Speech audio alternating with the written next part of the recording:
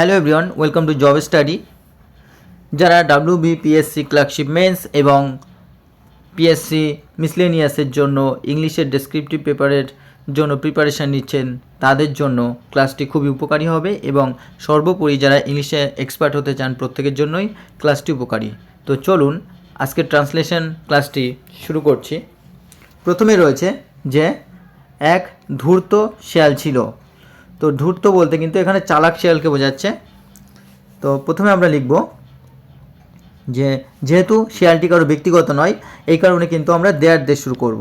তাহলে there was a cunning, there was a cunning jackal, there was a cunning jackal, এক ধূর্ত শেয়াল ছিল। তো এরকম যদি কারো অধিকারে না থাকে তাহলে কিন্তু আমরা দেয়ার দিয়ে শুরু করি। যেমন আমরা বলতে পারি দেয়ার ওয়াজ এ ডগ, সেখানে একটি কুকুর ছিল। দেয়ার ওয়াজ এ কাউ, সেখানে একটি গরু ছিল। দেয়ার ওয়াজ এ ক্যাট, সেখানে একটি বিড়াল ছিল। এইভাবে কিন্তু আমরা পরপর যদি কারো অধিকারে না থাকে তখন কিন্তু আমরা দেয়ার দিয়ে শুরু করতে পারি। নেক্সট, তার চার বন্ধু ছিল। তার বলতে কি শিয়ালটির কথা বলা হচ্ছে। তাহলে কি হি হ্যাড, তার ছিল four friends, he had four friends, তার ছিল চার বন্ধু।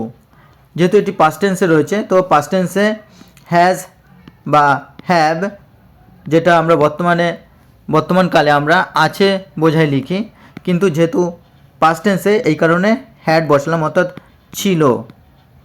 হ্যাড হচ্ছে ছিল, পাস্ট টেন্সে হ্যাজ হ্যাভের পাস্ট ফর্ম হচ্ছে হ্যাড, ছিল।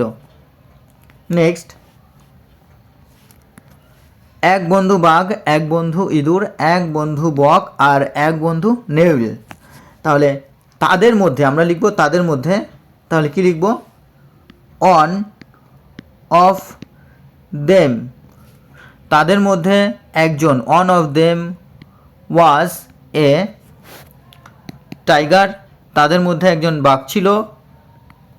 অ্যানাদার অর্থাৎ অন্য আরেকজন, অ্যানাদার এ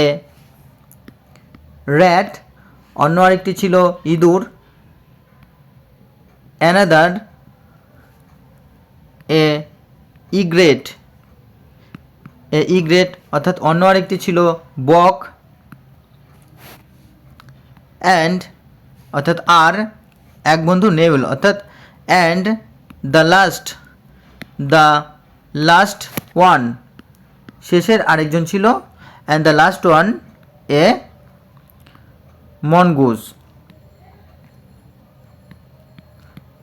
মনগুস অর্থাৎ আর শেষে একজন ছিল বা আর এক বন্ধু ছিল নেইল। তাহলে on of them was a tiger,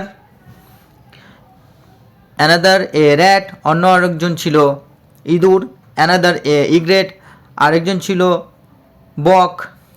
and the last one এ মনগুস, এবং সবশেষে একজন ছিল নেউল বা বেজি, আমরা যেটা বাংলায় বলি বেজি। তো আমরা এই বড় সেন্টেন্সটিও ছোটো ছোটো করে ভেঙে ভেঙে ট্রান্সলেট করলাম। নেক্সট,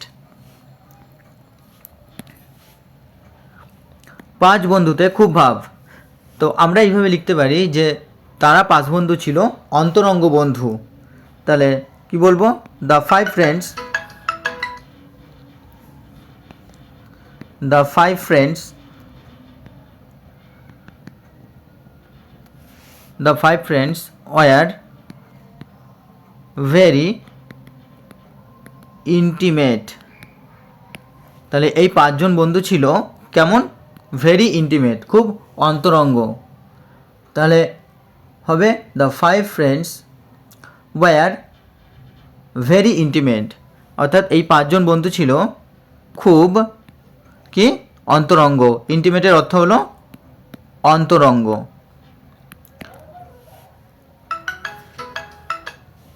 নেক্সট, তারা বনের ভেতরে থাকতো আর শিকার করে খেত। তাহলে থাকতো বলতে এখানে দে লিভড, তারা বনের ভেতরে থাকতো এবং শিকার করে খেত, অর্থাৎ শিকারের উপর তারা বেঁচে থাকতো। তাহলে কি লিখব? দে ডুয়েল্ট, দে ডুয়েল্ট বা লিভড, যে কোনো একটা লেখা যেতে পারে। They dwelt in the forest they dwelt in the forest, তারা বনের ভেতরে থাকতো।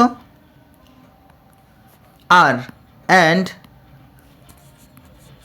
Lived on, lived on, lived অনের অর্থ হলো বেঁচে থাকতো, বেঁচে থাকতো বা তারা খেত। অ্যান্ড লিভড অন প্রে, এবং তারা শিকার করে খেত বা শিকারের উপর বেঁচে থাকতো। তাহলে কি হলো, দে ডুয়েল্ট ইন দ্য ফরেস্ট, তারা জঙ্গলে থাকতো বা জঙ্গলে বাস করতো। অ্যান্ড লিভড অন, এবং বেঁচে থাকতো অন প্রে, অর্থাৎ শিকারের ওপর বা শিকার করে তারা খেত। নেক্সট, তো বন্ধুরা এই ছিল আজকের একটি ছোট্ট ট্রান্সলেশন। তো এইভাবে আমরা খুব ছোট ছোট ট্রান্সলেশনকে যদি সহজেই একের পর এক বা স্টেপ বাই স্টেপ যদি ট্রান্সলেট করতে থাকি বেঙ্গলি টু ইংলিশ, তাহলে আশা করি আমরা যে কোনো ধরনের হার্ড ট্রান্সলেশনগুলো খুব ইজিতে আমরা কিন্তু ট্রান্সলেট করে ফেলবো। তো এরকম আরও নতুন নতুন ক্লাস পাওয়ার জন্য অবশ্যই চ্যানেলটিকে সাবস্ক্রাইব করে পাশে থাকা বেল আইকনটি প্রেস করে রাখবেন, এবং নতুন নতুন আপডেট যখনই বা নতুন নতুন ক্লাস যখনই দেওয়া হবে তখনই আপনারা পেয়ে যাবেন। ধন্যবাদ।